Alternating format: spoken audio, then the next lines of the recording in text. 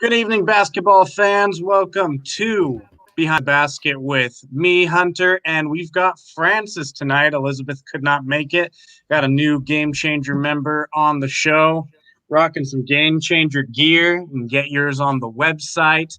Got some great NBA basketball to talk about. We are going to start with a historic night for Steph Curry. As we all well know, he missed like 90% of last season due to injury. He's come back, but without his running mate, Klay Thompson. And there's been a lot of naysayers, people who were talking about how he's just not going to cut it without all of the all-star talent around him. And then he goes and drops a career high 62 points on the Portland Trailblazers in spectacular fashion. Incredibly efficient. Francis, what are your thoughts on that 6-2 bomb? If nobody should be surprised. First things first, I think when it comes to like Steph Curry, like I'm actually jump right into the topic for it. When it comes to Steph Curry, go back years ago when the Golden State Warriors made the decision to keep Steph over Monty Ellis, right? And what happened? They brought Klay in, Draymond Green. They brought a whole championship team, right?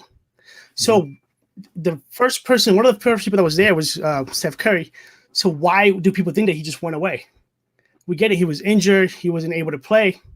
But at the same time, we're talking about a shooter. This guy doesn't have to leap into like go for dunks like Vince Carter on a daily basis. His game is very what's the right word for it? He's very fundamental, you know? Even his crossovers, everything's like by repetition, muscle memory. So all he had to do was get back into rhythm. I don't know, a couple nights before, what was it, like 2 weeks ago? When they were playing the Chicago Bulls, when Jordan Poole hit that three-pointer for the winner, that point in time, you could see Steph. He was going for the basket. He was taking shots. He was just going at it. Like he was like finding himself, his own self. 62 points does not surprise me because against the Bulls, how many did he drop? Like 30-something, but he missed like his first like 60-something shots, or had a bad percentage before that. So should people be surprised? Not really when you think about it. Now, are people going to be surprised? Yes. You don't want to know why? Because anything that happens to like Steph Curry, any superstars, there's like a whole bunch of people just right there, like he missed a layup. So personally, I'm not surprised. I'm happy for him. I expected it. If anything, surprised about James Wiseman and why is he not getting enough credit? Can we just want to throw that out there why is James Wiseman not being seen or Jordan Poole being out there? Because James Wiseman is taking three-pointers and mid-ranges and dunking on people, while Kelly Oubre Jr. and Andrew Wiggins are nowhere to be found. So that's the way that I see it. And that's a good point. You bring out that superstar treatment where you've got the fans so Steph can't do anything wrong, and then you got the fans who Steph can't do anything right. And then, of course, we've talked about Oubre and Wiggins before having some historically bad seasons. They're starting to pick it back up. They're getting that rhythm. I haven't kept up yet, but I need to go research really quick and find out if Kelly Oubre finally hit a three. I was going to throw up. We're going to have a house party for Kelly Oubre if he made a three just yet. So he's getting up there. So the last week when Elizabeth and I were looking at his shooting percentages, he was shooting 4.5% from three. This week he's up to 14%. So he's starting. Oh. He's cranking it up there a little bit. Still not very good. Excited. He's making only 0.8 threes per game on over 5 attempts. Oh. But the fact that he's gone up like he's gone up like 10% in his 3-point shooting since last week. Yeah. I mean, I remember when he left the Wizards to go to Phoenix when he got traded. Aside from all the drama, something about Phoenix, he found his shot over there. Like the dude, he was shooting lights out. They thought that between him, Rubio, and Devin Booker, before everybody went down the first 2 weeks, they thought that it was an amazing concept. And I thought he was going to do a lot better with next to Steph, next to Draymond Green. Like he doesn't have to be the number one defensive guy anymore, right? So that takes the weight of his shoulders, but he's not living it up to it. But so I don't know. It's really hard to make an opinion on Kelly Oubre Jr. and Andrew Wiggins.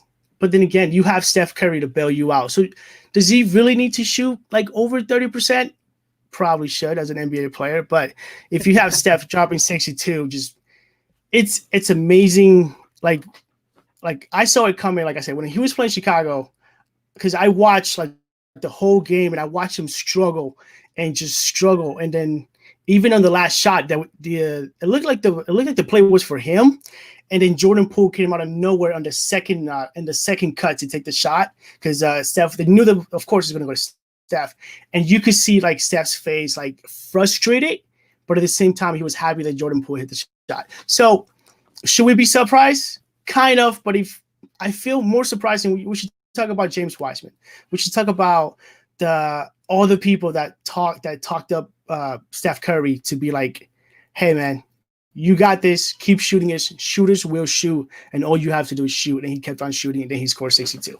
So I'm happy. It's amazing. A fun fact about that game: it was against the Trailblazers. Damian Lillard has a career high of 61, which Steph just surpassed with his 62.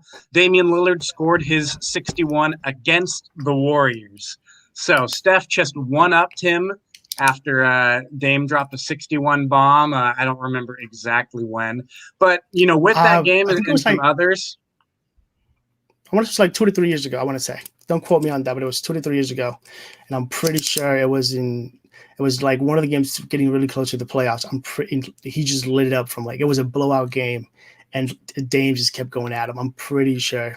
Like, don't quote me on it, but I may or may not be right. I wouldn't be surprised. And just looking at Steph's numbers so far, 8 games into the season, 29.6 points per game. The only season that he's scored higher was his unanimous MVP year. We'll see if he can maintain that. That scoring is a little bit ballooned because of the 62-point game. But he's showing us he's still got it. He's shooting only 35% from 3, but that's a pretty big deal when you consider how poorly Oubre and Wiggins have been on the line. Everyone's perimeter defense is just converging on Steph right now. But you make a good point. Let's go to James Wiseman. He's got to be in the hunt. The rookies have been a little bit quieter this year as opposed to the last few seasons where we've had some clear front runners like John Morant and Zion Williamson last season. Very humble 11.3 points, but he's shooting over 40% from 3. He's rebounding at a pretty decent rate for the amount of minutes he's getting, and he's blocking 1.6 shots a game. He's having a pretty solid season as the starting center for a historic franchise. I didn't know if you were going to say that or not, but as soon as that was going to be my point, like this guy is a rookie that he was picked second going to the Golden State Warriors, a team that is known for not having a center. And he's not just starting, he's like succeeding from day one. I mean, I like his mid-range game. Like I'm a fan of his mid-range game. His rebounding is outstanding. Like that's the way he's rebounding like a man out there. Like that's how some like basketball. He's a man among boys. The way that he rebounds, his defense is something else as well. When Draymond Green wasn't there for those couple games, the way that he was rotating between forwards, centers, like in where you need to be in the paint as a defender, he was just like the only person that I've seen better defense this year from a rookie has been Precious Achiuwa from Miami, and like that's the other better defender. I mean, believe it or not, the 10 points, 11 points, and I'm pretty sure I'm not going to be like, quote me if I'm wrong. I'm going to look it up right now, but I'm pretty sure one of the first couple games he busted out for, I want to say like 20 something points in the first couple games. Oh yeah. Game 1 was 19 points. Game 2 was 18 points. So his first 2 games in the NBA season, he lit it up. Like he had no mind. There was no like, they're not going to win with him scoring 20 points. You need Steph to drop 62. But in the long run, they're going to need more players like James Wiseman to step it up when Steph needs a break. You know what I mean? Like regarding the point that you make, if Steph can keep it up to 29.6, I would hate to see Steph keep up that 29.6. I'd rather him drop anywhere between 23 to 26 points on a solid night, keep himself refreshed, because at some point in time, he's going to drop 62 again. And it may not be against the Portland Trailblazers. It might be versus a defensive team. I really want to say the Denver Nuggets, but that would be a lie. That would be like a high hopeful. We'll throw the Miami Heat. Like, if Steph has to go out there 100% versus the Miami Heat, he has to drop 62.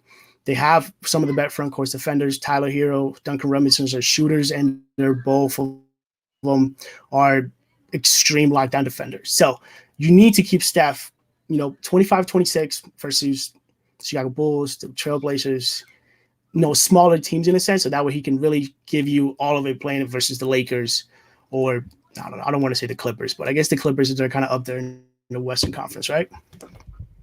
Yeah, they should be up there right now. The Warriors are 4-4. Kind of a hot take. I might say that Wiseman has been their second best player so far this season. I just went and looked at Draymond Green, who we kind of know as a glue guy. He's shooting 18% from all of his shots. Here's the kicker. He's taking less than 3 field goal attempts per game. Now he's rebounding at an okay pace. His playmaking is on point, 5.8 assists per game. But really, the offense has almost entirely run through Steph, which is super impressive looking at his numbers. It kind of justifies the bit of a lower shooting percentage, a little bit of lack of efficiency. But, man, it's just all the numbers and the impact just points to Wiseman being the second guy right now until these other people start picking it up. The rookie's running these guys out right now. Yeah. I'm telling you, that should be the real. Not be Steph takes 2. He has dropped 50 like multiple times, right? This is not that he's broken. He's had a hell of a game. The people around him. I mean, I don't want to say that Andrew Wiggins should be on the trade block, which I'm pretty sure he already is. Maybe not. But no team's really going to really want an Andrew Wiggins. I mean, Andrew Wiggins at some point in time had all tools to be great and never got there in Minnesota where he had everything. He just, I don't know why. But when it comes to like Steph, he doesn't Coach K used to say this, like, you gotta have a bad memory when it comes down to it. You have to forget your bad games and you just gotta keep going and take the next shot. And that is what Steph Curry is doing. And that is what James Wiseman is doing, coming from his college in Memphis, coming to the NBA, being behind Anthony Edwards, being behind LaMelo Ball. I don't care that Anthony Edwards 2 or 3. He was 2, right? Because LaMelo went 3rd. But I think I flashed. Am I good now? Okay, perfect. So my point that I'm making is, like, James Wiseman might have been a top 3 pick because the Warriors are great at draft picking. If nobody knows that, then like the Warriors are like the Warriors, the Miami Heat, and I want to say the San Antonio Spurs are probably, they have the best scouts like everywhere. And the Denver Nuggets, but they get lucky sometimes. But that's my opinion of it. But I mean, when you really think about it, James Wiseman just came out of nowhere. People were like, "Oh no, this draft class is going to be trash. The only person is going to be good is LaMelo Ball and a couple different guys." Nobody really thought that James Wiseman is quietly having a run at Rookie for the Year. Like, he should be having a run. Like, defensively, offensively, he's something else. And Steph, didn't he also break the week before? Was it okay? So this week he got 62. The week before, 2 weeks before, he passed Mullins for the all-time, to get in the all-time list of the Golden State Warriors scoring, right? Pretty sure. I might have been last week. That, but I wouldn't be surprised. Curry is the longest tenured player on any NBA team right now, actively. Everyone else has either been traded or moved teams. So he's looking like a Golden State lifer right now. I will not be surprised if he continues to break those franchise records as he gets further along in his career.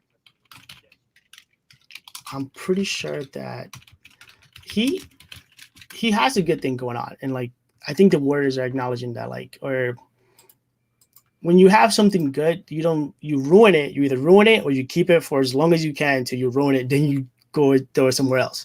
Like, a lot of teams do that with, like, their long-term players. And that's probably the ending for Steph. But I am definitely sure that Steph Curry I'm pretty sure it was Mullins. He either became the best player in Golden State Warriors here, so scoring, or he was second. One or the other, but I'm pretty sure is out there. And And if he's not yet, he's definitely going to be soon. oh yeah, he is definitely gonna. It won't. It's not gonna take very long into it. Not at all. Leaders. So I if you think. ask me, I think the guy who is going to give Wiseman the most run for his money for Rookie of the Year, I haven't really been high on Anthony Edwards. He's the highest scorer of the rookie class right now, but he's been a little inefficient, and the Timberwolves have looked kind of a mess right now. But LaMelo Ball, he started off really rough. He didn't score in his debut, but he's up to 12 points along with 5 rebounds Oh and yeah. 5 assists. He's well rounded. He's starting to get more minutes coming off the bench, and his efficiency has gone up. His defense is getting a little bit better. He's starting to figure out the pace of the NBA as opposed to playing professionally in Australia for the entire last season. If he keeps it up and if his role continues to increase as he gains his footing, he's definitely going to start putting up some great numbers and start making a run for that Rookie of the Year award. I completely and entirely agree with you. Really quick, Steph Curry passed Rick Barry. That's who he was. That's who he passed in Rick Barry. the all-time list of points for the Rick Barry. There it is. I know. I mean, it was one of the Mullins. I was looking because there's a lot of Mullins in that. I was going to say, but so I'll tell you a 30-second tangent. So I collect sports cards, right? And which means that I collect sports cards. I'm a huge sports cards fan, which means that like I open up a lot of things. I a lot of sports cards. I follow players, and I made it a point to, if I got a card, I'm gonna try to get to know that guy. Anthony Edwards, from the first time that he stepped into the interview room, they asked him if he likes playing basketball. He was like, I don't even like this game. They made this huge deal about it, which it just looks worse on him, on the team, or whatever else is. When he stepped on the court after the regular season started, the kid he is a baller. He's an athlete, all-around athlete. He can do everything into it. He looks comfortable. He takes like a really weird for the free throw line, he likes going to the right of it, and he takes like a really weird jump shot from there, and it's lovely. Like CJ McCollum has the same thing, except he goes to the left, and he goes to the left block. So there's a free throw line. There's like 2 blocks. He likes that little third block. Don't ask me how I know that, but that's probably too much information on CJ McCollum. But so Anthony Edwards deserves more attention. LaMelo Ball, this is how I feel about LaMelo Ball and about the Ball family, except for the middle child. Lonzo Ball is in the NBA not for his basketball skills, not for his defense skills, but for his IQ. I don't know what LeVar Ball taught them kids, but like or maybe because they've been around the court for so long. I mean, they were playing basketball since they were little. This has been their whole concept. LaMelo Ball and Lonzo, their basketball IQ, the way that they make passes, the way they can read the offense and the defense, is like, it's out of this world. It's like Jason Kidd that said like LaMelo Ball is like 6'5" and is actually learning how to shoot the 3 in his rookie year of his career. Like, we're talking about like guys that can see the floor so well that it doesn't matter. Like they already made their game plan. They already did it. And now we are just watching the replay. Like, they're seeing things that nobody sees. It's like, it's crazy. I don't know how it happens. Like, I played point guard at a high school when I played point guard at college level, and I was great at the pick and roll, but that was my job. That was my only thing. The LaMelo Ball is something else. Like, the way that his IQ is amazing. I don't believe his shot at all, but a player with a high basketball IQ, you're going to be great. You're going to get farther in the game. Like, LeBron James is probably like the top IQ players with the basketball IQs. You probably have LeBron James, Steph Curry, and a couple more guys down the road that are like pure point guards. Chris Paul has to be up there with guys with higher IQ, but I think the thing about LaMelo Ball that really like benefits him is the fact that he's been around the basketball for so long. Whether he's going to get Rookie of the Year, that depends on his effort. I hope they do good, and also depends on how people start defending him. People could sag off of him and see if they'll test out his shot. They did it to Lonzo his first couple seasons. They have done it to a lot of rookies, especially if you play for the New York Knicks, they'll let you shoot. So it really depends how they handle it. I also I think something else is helping him. They don't have a guy to tell them this is the right way or this is the wrong way. They're just like, man, just go, just run and shoot. I mean, it was Devontae Graham. that dude lit like he made a name for himself last year for the Hornets. So this year it's probably going to be LaMelo Ball, Rookie of the Year. It'll be tough because he also has this really weird concept in which he can just turn the ball over 5 times in one quarter, which he's just is a bit of a difference maker. Like if you're watching the game, you're like, okay, you know, the Hornets are going to eventually fully run their offense through LaMelo. That is their point. In Australia, that's the way they ran their offense with RJ Hampton. I believe RJ Hampton is the point guard, but it was really LaMelo Ball controlling the game for it. It's a better flow to it.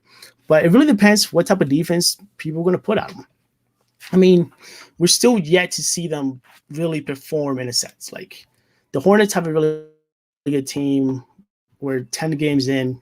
Some guys are still getting in shape. So it'll be good to see them, but at the same time, I'm skeptical because I hope that his mind is all there. And the same thing with like Anthony Edwards. The leadership, how old is the oldest guy with the Charlotte Hornets? I mean, talking about age, like they're not a veteran team. I want to say Terry Rozier is probably the guy with the most experience overall, and that's because of his time that he was with Boston when he was playing behind Kyrie Irving. But at the same time, you know, they're really young, and maybe that's what they're really benefiting for that. And Gordon Hayward is not going to be a guy that's going to like step in and like, I don't know. Gordon Hayward doesn't seem like the guy that will just like full on take. How dare you diss Gordon Hayward like that? Oh, welcome back. How was your shower, man? Welcome back. I'm not dissing Gordon Hayward. In reality, I'm only popping in right now to get Hunter to talk a little. Oh, nice. That was super long-winded. Oh. That was like 5 straight minutes of talking. I'm so sorry, man. I'm so sorry. You're so good. Sorry. These are all great stuff. I thought the Jason Kidd comparison to Lonzo Ball, I think, is spot on. They're both guards with high basketball IQs, great playmakers, great defenders. They've both struggled with their shot. That's kind of been an infamous part of Lonzo Ball's game, is kind of the janky shot that he came into the league with. But if you watch him now, he's definitely making improvements with his stroke. It's looking a little more solid. It's becoming more consistent. But you're never going to run your scoring through Lonzo Ball. He is a facilitator and a defender first and foremost. He's not really known for his shot creating, which is kind of what sets LaMelo apart from his older brother. LaMelo Ball is a lot craftier with his finishes. His playmaking has yet to reach the level of Lonzo. Cole Anthony, I thought was a sleeper pick. I think he could have gone higher. He's played pretty well for the Orlando Magic, who are sitting second in the Eastern Conference right now. I know he's a workhorse. I'd like to segue into the Phoenix Suns. When you were naming some high IQ players, you mentioned Chris Paul. Now, Chris Paul's numbers, they don't jump off the page. You know, he's putting up just solid starter point guard numbers, you know, like a 15-6 kind of guy.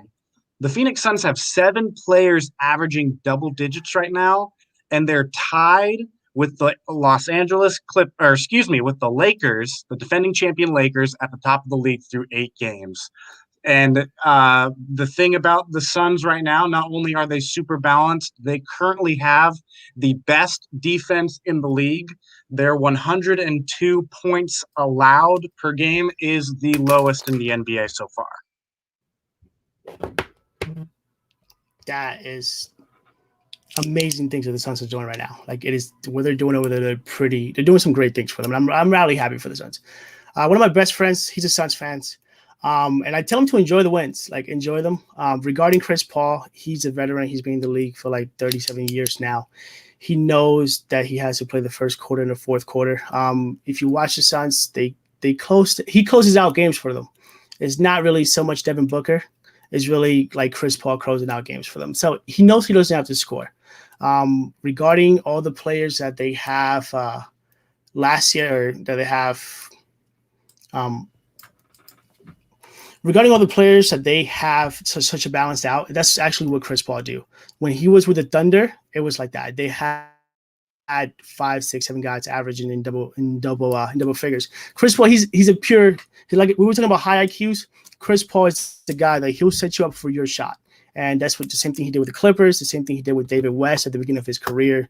He is a guy that he'll find you. He'll get you where you're comfortable, so that way you can score. He'll make life easier for you, and it's exactly what Devin Booker needed and what Ricky Rubio couldn't do for them. And when it comes to their defense, you have DeAndre Ayton, who was a beast, a defensive beast for Arizona. And you have a great defense. You have guys that want to play defense because they don't have to worry about scoring at all. You have Devin Booker, who also a guy that can light it up for 60, 70 points. So it relaxes them in a sense. And you have leadership. Like the Suns, I think they're going to find a way to mess it up because that's why they do it every year. But I'm like, enjoy the wins. Like, enjoy them. Like, there's nothing.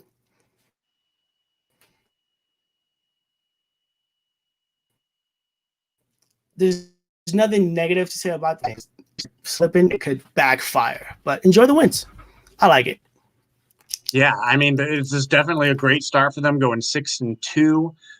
Paul is actually scoring a career low 13 points, but he's dishing out 8 assists all the same. And they've got a good formula. You know, a lot of people looked at the trade and they thought maybe they were giving up a little too much for a guy who's 35. His contract is enormous.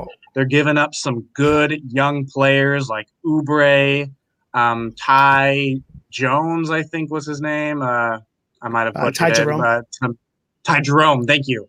Yep. Some of those guys, and is this going to pay off for them? And so far, it's looked good. And this is with Devin Booker scoring a lot less than he's used to, kind of handing off a lot of the responsibility to Chris Paul. But I mean, if anything is going to be consistent for your team, it's going to be your defense. I mean, you mentioned Ayton. He's a great interior defender. Mikal Bridges is an incredible defender at the wing. I think he's a little bit underrated in defensive talks. If Mikal Bridges was in a team like Orlando or the Hornets last year, in a team that they would have just leaned on him, that kid would have blown up to the top. But he playing with the Suns, you know, every player has a role. I mean, they're not going to hand the team to Mikal Bridges, but that kid he's going to have a great basketball career. And you hit the nail on the head, man. Like, you know, one of the biggest things that Devin Booker was always missing was a leader in his team. Like, he never played with a leader. And I think it's going to pay off because something that you cannot replace. You cannot replace experience, and the experience that Chris Paul brings to the game, it's amazing. I mean, the Thunder made it to the playoff last year, and I'm pretty sure not a lot of people can name their starting lineup. So, and the kid Dort, that's all we know about him. His last name is Dort, and he's turning out great too. You made a good point about what Chris Paul brings to the table over Ricky Rubio. Now, I was a huge fan of the Ricky Rubio signing when it happened because prior to then, Devin Booker was being forced to kind of play point guard when he's more of a shooting guard. While he is very, you know, he's a good facilitator, he is a scoring machine. That is his strength. Signing Rubio gave him the facilitator he needed to open up his game more. And he had incredible numbers. He had a career best personal year. But Rubio didn't really take the Suns that much over the edge until the bubble when something happened and they went 8-0. Chris Paul brings you that same facilitating with that leadership that the Suns have been missing. Ricky Rubio, you know, he's a veteran. He's great, but he's been kind of a quieter guy in the NBA, whereas we know Chris Paul, you know, he's the president of the Players Association. He's very vocal on and off the court, and that kind of just personality in general will take any team in the NBA and bring them up a notch. People will feed off of it. By the way, there's a comment on Facebook from Martin. He says, so I was just reading something. Oh, there it is. Perfect. So I was just reading something about Kyrie Irving. He missed the Nets game today and the reason why he didn't want to play. You do not want to hear my opinion on Kyrie Irving and the things that he does off courts. I'm sorry. I like Kyrie Irving and I like the idea of Kyrie Irving, but I think that in some cases he just like the clout and the attention. And he wanted to put himself out there. I don't know how to possibly spin that towards Kyrie Irving. I'm sorry, Kyrie. You didn't. Yeah, I don't know. he's got some antics for sure. Yeah. I just did a quick little search. It still doesn't look like anyone knows for sure why he's not playing. Kevin Durant is not playing because of contact tracing, COVID-19 stuff. But get this, there's one team in the NBA who's yet to lose a second game. That's the Philadelphia 76ers. The Brooklyn Nets, without Kyrie and KD, are currently ahead in the fourth quarter by 13 against the Philadelphia 76ers. They're a very incredibly inconsistent team. If they win this game, they would be 5-4, which is solid, but like they've lost some games that they definitely could have won. And here they are, Joe Harris dropping 25 off the bench, Karis LeVert leading the charge for the starters. This is a team that I don't think anybody is going to want to face in the Eastern Conference playoff. That is true. And there's 8 spots in the playoffs. And I'll be honest with you, it doesn't matter if they get 8 or 7 or 6 or 5. Usually teams are playing to either get home court advantage, and that's the reason why you want the number 1 spot, so you're in front of your fans. But if you're the Philadelphia 76ers and you have to face the Brooklyn Nets in the first round, and I don't care if Ben Simmons is shooting threes or not, I will pick the Brooklyn Nets in 4, like without a doubt. I mean, you have guys that I'm not saying like a walking 30 points. Kyrie Irving is a walking 30 points. And Kevin Durant, he's unstoppable, right? You have one of the most underrated shot blockers in the game with Jared Allen. You have guys that have been waiting to get their starting roles, to get their minutes ever since D'Angelo Russell was there and Dinwiddie. You have new guys in there. Like the Brooklyn Nets have a squad. And I'll be honest with you, all they need is a closer. That's really what they need. Like sometimes the team just needs a guy to finish up games. And you have 2 of the best people that are at that. You need a guy to win you to give you the winning shot. You have KD and you have Kyrie Irving. And I mean, I don't like the 76ers. I mean, I like the 76ers. I don't like the 76ers because they got rid of Jimmy Butler. I was hurt. I felt like you get a player, he takes you to the next level, and then you let him go. And they ruined JJ Redick. But I think the 76ers, they do this every year. They start out really hot and they'll end up in like top 4. The Nets, man, I don't know why Kyrie Irving missed a game. I don't think that in a 72-game season that they really care other than having a playoff record. I'm pretty sure at some point in time they're going to go on a 8-10 game winning streak, and it's going to put him in somewhere between 5th and 8th spot, or even like top 3 in the East. And all they got to do is just kind of just throw out water till they get to the playoffs, and then everybody's going to turn it on, and they're going to lose probably to either Boston in the finals.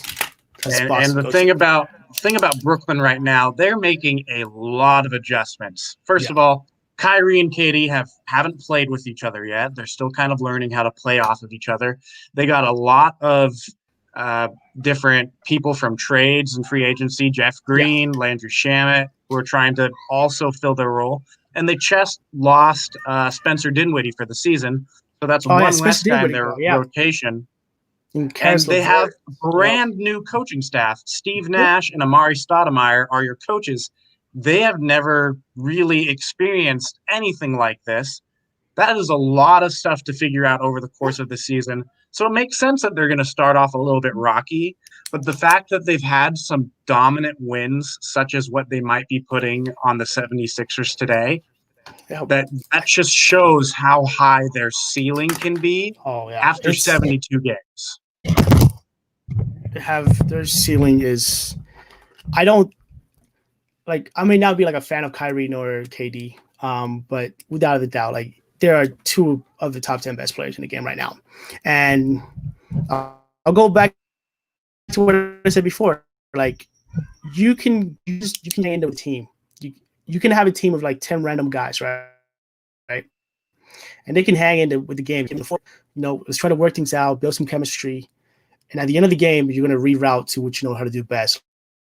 like, hey, KD, it's the last 5 minutes. Let's run the KD through right through the middle, which just means just giving the ball and he's just gonna go score. And it comes to guys like Steve Nash and Amir Stoudemire, those guys being in the league, they barely started stop playing. I mean, Amir Stoudemire was 5 years ago, and Steve Nash was the years who were on championship seasons a couple of times, right? So you have guys that they been in that situation before, and could be the difference between like how teams pick their coach just from now on. It's like you want guys to be fresh out of the game so they know everything that's going on with it. But the Nets are going to be tough, man. I don't care. First round. And they're definitely going to be. Who's the team in the East aside from Boston that can probably beat the Nets for that? I mean, you make a very good point about the Sixers having a tendency to start out hot and then tapering off. If they keep this momentum, I think the 76ers can beat anybody. Doc Rivers, he has some very good chemistry with Tobias Harris from some past teams. So he's really helping him shine where he really was kind of a dud on how big his contract was last season. And he's also playing Embiid and Simmons together much more than Brett Brown ever did. So they're seeing more minutes on the floor together instead of staggering them more, which has so far seen some success. So if the 76ers continue this way, obviously I think they're going to be it. The other team, I am still a believer that the Bucks can figure something out. I think teams are figuring out how to stop Giannis more. I don't think we've seen him be as entirely dominant as he was last season. I think coaching staffs are taking notes about how Miami stopped him in the playoffs, and I think they're implementing those strategies. So until he kind of figures out those changes, I think he's going to seem more human on the court. But Drew Holiday has been phenomenal for them so far. Chris Middleton is still an all-star player. They match up really well against the Nets, but just based on star power alone, it's going to be really hard to win a series in Brooklyn. That is true. I think the Bucks messed up. I think Giannis did the right thing because he got paid. His contract is outrageous. I think he did the right thing. Don't get me wrong. When you're like an athlete, you either choose money or you choose championships. And we have seen a lot of NBA players, they will choose money first and then they'll go chase a championship. We see it a lot of times. Anthony Davis did it the best way. Was it his rookie or sophomore year with the Pelicans? He signed that 4 or 5 year deal that just made him so rich overall. Like from a money perspective. From a team perspective, while Drew Holiday was a great signing, didn't address any of their issues, and they're still the same team that you can play. You have 5 shooters on the court at all times, nobody rebounds, and Giannis goes Euro step over everybody. It's fun. It's fun, but at some point in time, just Eric Spoelstra figured it out. He was like, "Oh, okay. So we've been seeing this for years now. This is the top of it. No, let's try something else." And it worked for Miami. And whether it's going to work for other teams, we don't know yet. But the Bucks are a tough team to see where they're going to go. It should be fun though. They should be pretty fun when it comes out to it. I do see Drew Holiday he has a very similar game to Eric Bledsoe, where they're kind of defensive-minded point guards who do a little bit of everything. So, I mean, the team chemistry is very similar. And I left out a team with a coach that I think could bring that defensive scheme to stop Giannis and could also put together some stuff for the Nets, and that's the Boston Celtics. Their big three of Marcus Smart, Jaylen Brown, and Jason Tatum are so good. Marcus Smart he's kind of, he's one of those dogs. He's one of those alpha point guards who's going to hype up the team. He's going to hustle for those things that aren't in the box score. And then you've got Tatum and Brown, either one of them can drop 30 points. And Kemba they Walker just switch off on the wing with their scoring. And their defense has improved. I've been very impressed with Jaylen Brown's defense. They're very versatile. And I was very, very happy that they got an actual center in Tristan Thompson, which I think filled a huge need for them. So they've got a team that I think can really compete this year. I completely entirely agree with you. And we're still leaving Kemba Walker out. When he comes back, he's a walking 20 points into it. I do believe that Tristan Thompson going to the Celtics is going to be what ruined him overall, but we did not have enough time to talk about Tristan Thompson.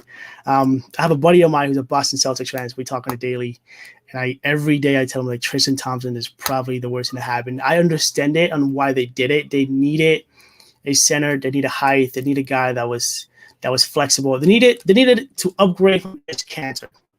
Where the answer was Tristan Thompson, we don't really know, but that's into it. I did throw you a curveball because I asked you which team could be the Nets, and I'd say you cannot say the Celtics. So I'm sorry, man. I kind of put you against the wall to. Oh, you're good. I want it because the Boston Celtics, they're going to make it. Brad Stevens is an amazing coach. And just like you said, I'm not going to repeat the same thing you said, but yeah, Marcus Smart, Jason Tatum, Jaylen Brown. Jason Tatum has to be on MVP talk from day one. The way that he closed out the Bucks with the bank shot, oh my God, that was amazing, right? And that was what, game 2? Yeah, it was early. Yeah, and then they fell down to 3-3, but we're not going to talk about that. I agree with you completely entirely, except for Tristan Thompson. I think that I don't like his game. I do see why they did it. They need rebounding, and Tristan Thompson to get your rebounds. He may not be able to do very much, but he's probably one of the best both defensive and offensive rebounds. So the Celtics are going to be it. And don't forget, they also got Peyton Pritchard, too, coming off the bench. Oh, man. He's showing out. Celtics, when you were mentioning some teams that have been good with drafting, that's who I thought of. The Celtics have had some very good success with their drafting. The thing with Tristan Thompson, I think he was the best guy available. I do think that Ainge made a mistake. I think Miles Turner would have been a better option, and they had the potential to get him instead of letting Gordon Hayward just walk for nothing. Yeah. But I mean, they spent most of the playoffs with Daniel Tice playing at center. And Daniel, he's great. He's another one of those hustle guys who will do things that don't show up in the box score. But the East is full of a lot of big men who can really dominate. You got Bam Adebayo, Joel Embiid, Giannis, Vucevic. And as great as Tice is, he's undersized. And he has some matchup problems with some of those guys. So if anything, Tristan Thompson just gives you a big body in the paint who can do a lot better rebounding. That's the reason why I get it. It makes sense. It's there wasn't there's not a big market for centers anymore. And that's just the way the NBA is. You don't have so many power forwards. I mean, the Celtics cut is with Miles Turner's being younger, a little faster, a little bit better blocking shots, starting the fast break. Tristan Thompson, I guess it could have been worse. It could have ended with, I don't know, Biyombo, Andre Drummond, Craig Monroe. Pretty sure he's out of the league now. Any center that has played for the Chicago Bulls in the last 5 years that I don't think anybody can name. Bruno Fernando. I'm trying to think of horrible centers in the NBA.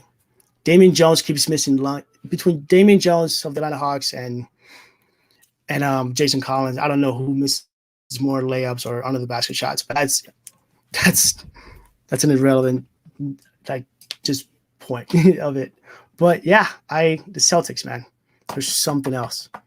Thompson Celtics, also gives you a little bit of a 76. little more veteran experience. That's something that every team can need. One team that is still such an unknown to me this year is the Miami Heat. They went to the championship last season, and they have pretty much the same team. They kept their core, Jimmy Butler, Bam Adebayo. You got the young guys showing out.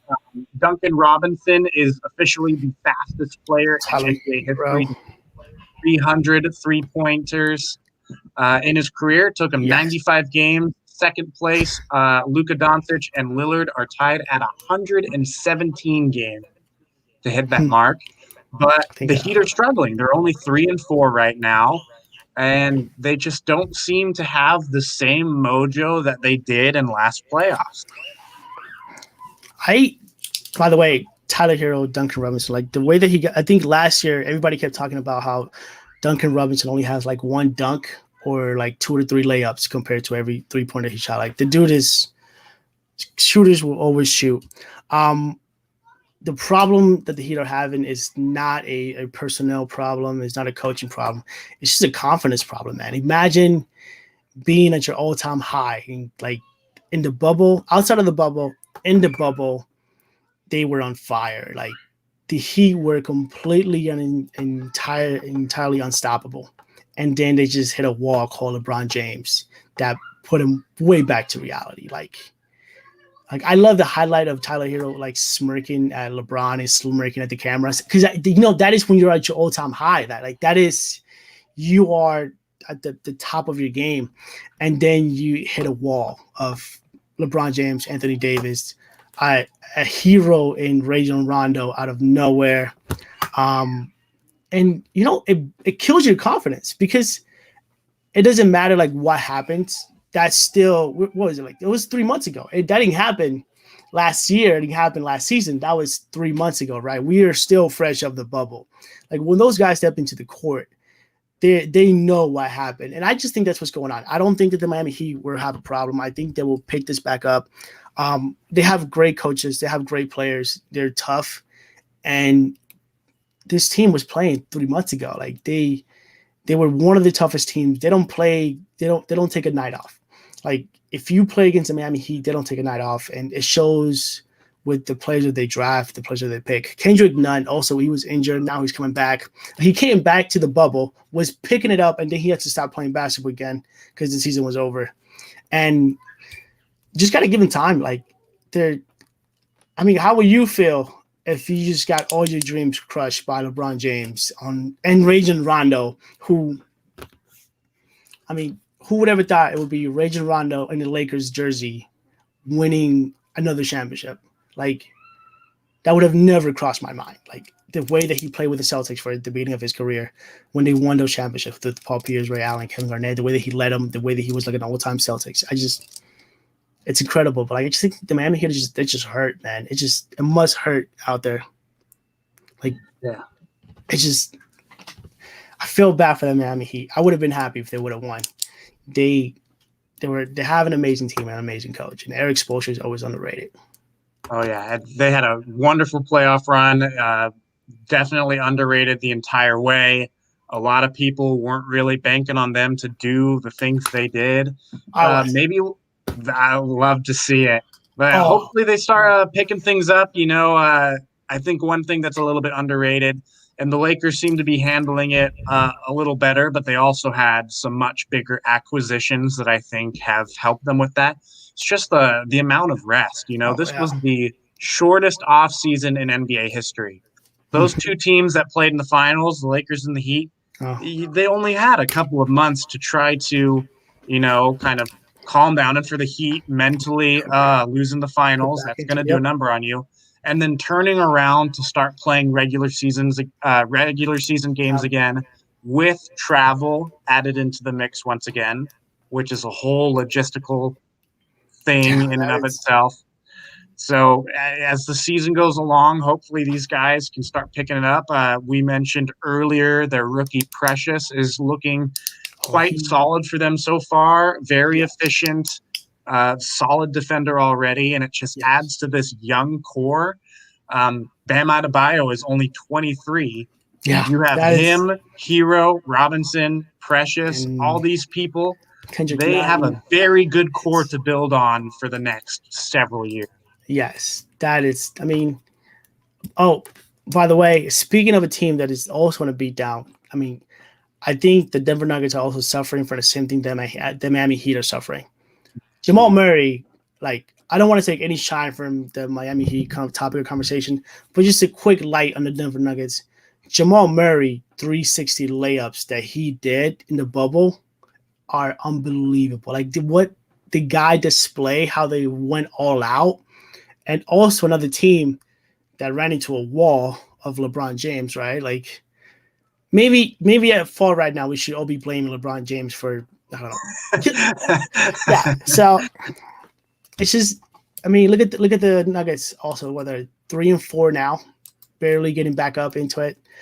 But yeah, the Miami Heat are a young team. They're gonna get back up into it. Like I think as much as we want to see these people as like, amazing heroes and athletes and like the top of performance, these guys are still human, man. These guys are still, I mean, like I watched the highlights of, Jimmy Butler, like the expression of his face of like, this is there. Like he made it to the place that he couldn't do it with Chicago. He couldn't do it with the Wolves. He couldn't do it with the Sixers.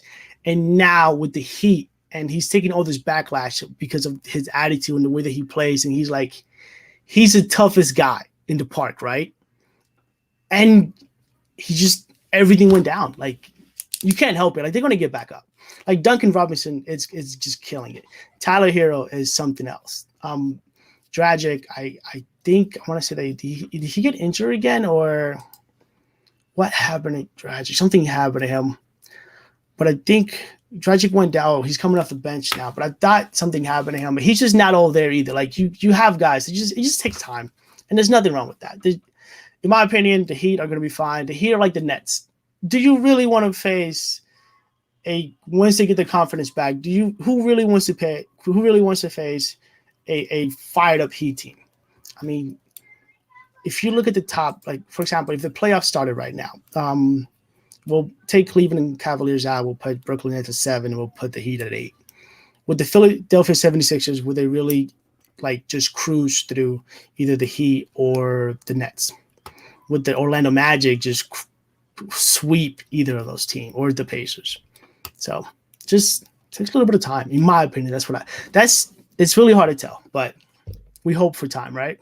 Absolutely. And it is still very early. You got to remind yourself when you see things like the New York Knicks being 5th place in the East, just one of the most bizarre things. The Cleveland Cavaliers also, I think, have been exceeding expectations. I love seeing Colin Sexton make the jump.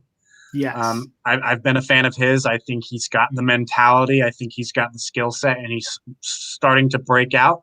He is now the Cavaliers franchise record holder for most consecutive 20-point games to start the season. He started all 8 games scoring 20 points. And for most, the Cavaliers franchise isn't super storied except for the fact that LeBron James has played a lot of his best basketball there. Yes. So having any franchise record that's not LeBron James is something that needs to be applauded. We'll see if the East is the most competitive that they've been in a long time. I think the Heat will start to pick things back up. The revamped Hawks, they've been very spotty, and I think a lot of that's just because of how young they are. But they've looked like, I think that they could steal a 7th or 8th seed in the playoffs. I have them making the playoffs for sure. Yep. I think they can. And then you see teams like the Toronto Raptors. I don't know what happened to them. If losing Serge Ibaka and Marc Gasol really did this to them, but they're 1-6. But if they play anything like the Toronto Raptors of the past couple of seasons, that's another team that could potentially go on a run and make the East more competitive. We've talked about how stacked the Western Conference has looked, and like 1 through 10, any of those guys could win a playoff series, and the East seems to finally be catching up a little bit. And it's exciting because I love watching teams like the Pacers and the Celtics, and the players they have are just so good, and it's refreshing to see the East not be so top heavy like it's been in seasons past. And it was funny because we were talking about the bubble, right? And I pulled up the standings of it, and I just I just saw the obvious. And if you look at the standings, the teams that are at the bottom, like the Houston Rockets, they were playing late into the bubble. the Oklahoma City Thunder were in the bubble, also have a losing record. The Denver Nuggets, the Dallas Mavericks, all these teams that may be what we can consider the bottom right now. All those guys were playing like a couple months ago. So I think that has to do a lot with it. When it comes to the Toronto Raptors, I think Fred VanVleet needs to get a trade into the Celtics as a backup point guard for like Kemba Walker. Or the Toronto Raptors are a complicated team, and they did really good, and they cruised their wave of their championship, and they were really well balanced.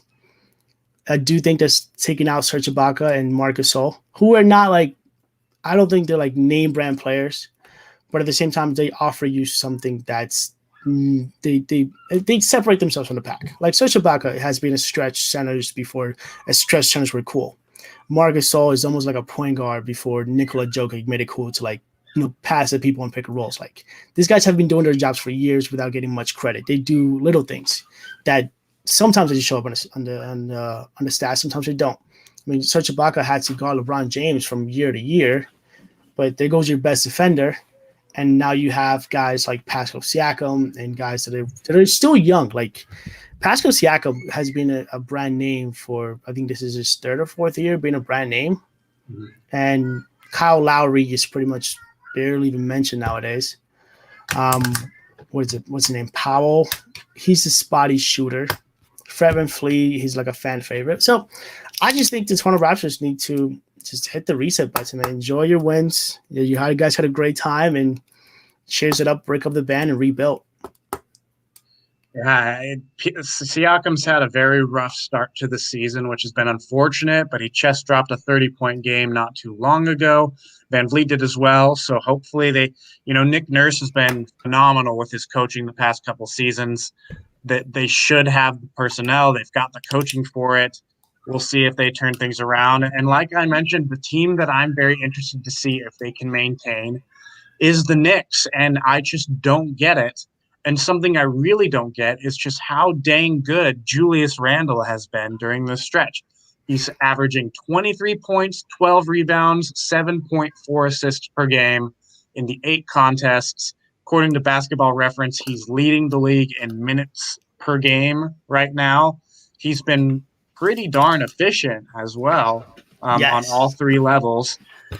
Can he keep this up is the question. Now, I don't know if he'll keep all those numbers up, but if he's scoring over 20 with a double-double and even 5 assists per game, that is a phenomenal leap for him. And right. We could see an all-star come out of New York for the first time since, Carmelo Anthony? Yeah, Carmelo was there. And before that, I want to say it was Stephen Marbury and Amir Stoudemire, of course, but he's in the house brand. Anthony Matzo did say the opinion of the Knicks, man, it's a great timing. Oh, there it is. Yeah, it's great timing on your part for it. All the credit that I give to the Knicks' success is on Tom Thibodeau. In my opinion, I'm a Knicks fan, but I'm undercover Knicks fans. I cannot tell people that I'm a Knicks fan because it just looks bad, and then they don't take me seriously. They'd be like, "I'm sorry, man. I know, but I'm sorry, Knicks fans. I'm with you guys. Just usually just like hiding behind any other team." But the point is, the Knicks always had role players. They always had good teams. What they have had, bad coaches. They have had coaches that have not been either. Or they either have a good coach and no players, or they have good players and bad coaches. And now Tom Thibodeau is amazing. That dude is an offensive juggernaut. I mean, this is the same guy that coached Derrick Rose. This is the same guy that coached Jimmy Butler into what Jimmy Butler is.